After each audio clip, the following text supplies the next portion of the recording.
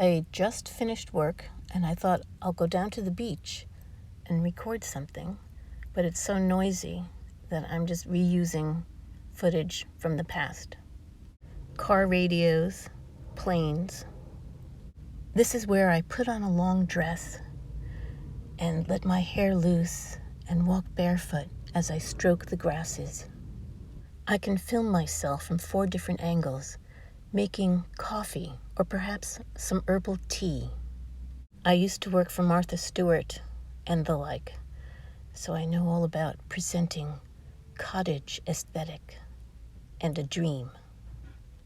Well, here's some reality. This is what's left after a forest fire. Just a few things that don't burn. Paper and wood become smoke. Glass slumps.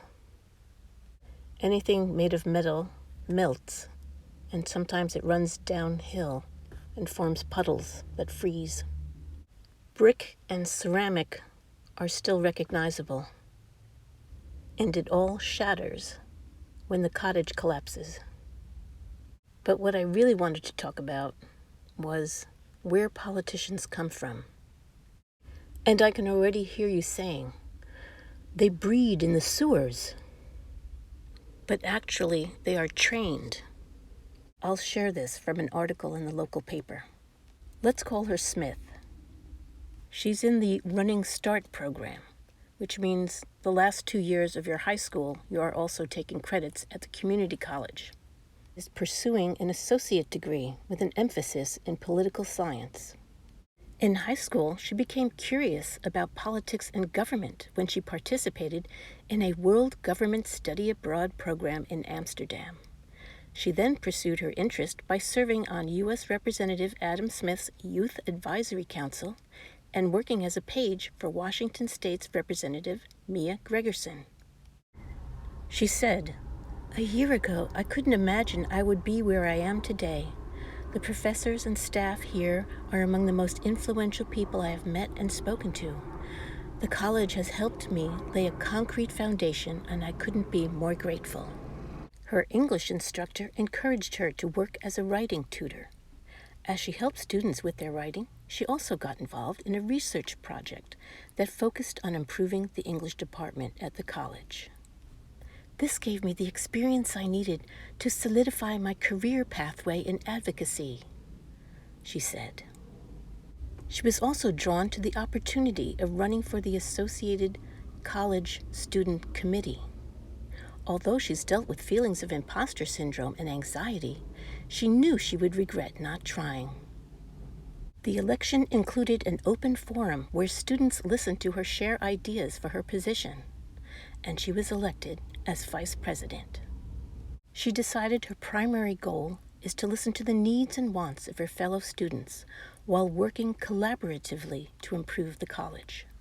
When she graduates from community college later this year, she hopes to attend a 4-year university like the University of Washington or Georgetown University, and then law school before pursuing her career in law and politics, working as an immigrant and human rights lawyer. Because God knows what we really need is more lawyers and more politicians.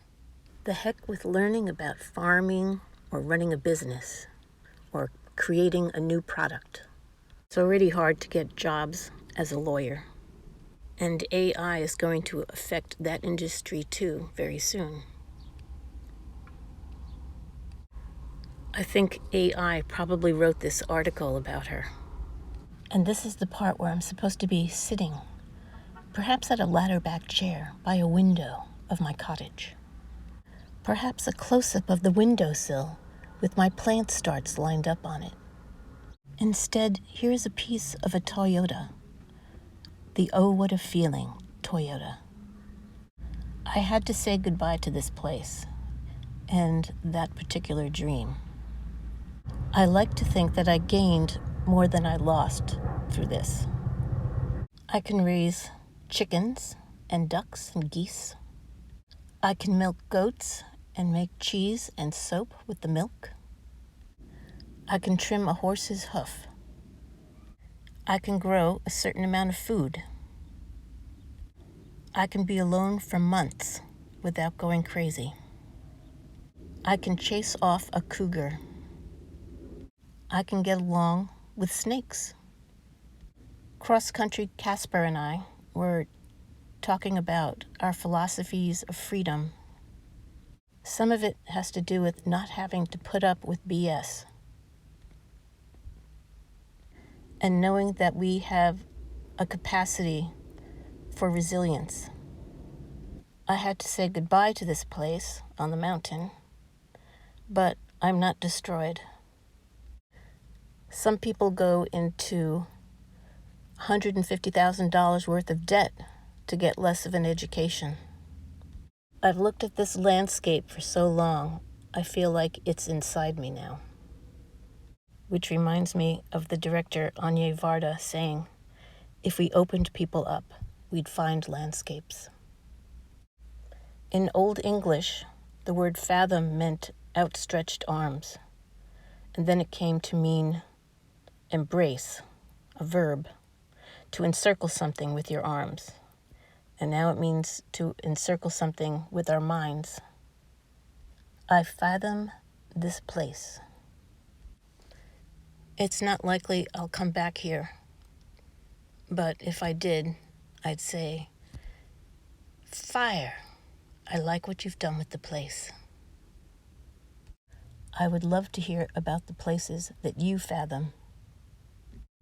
If you have a video of it, just leave a link down below, and I'll check them out. Good evening, from one of the noisiest parking lots I could find in my area, right by the beach.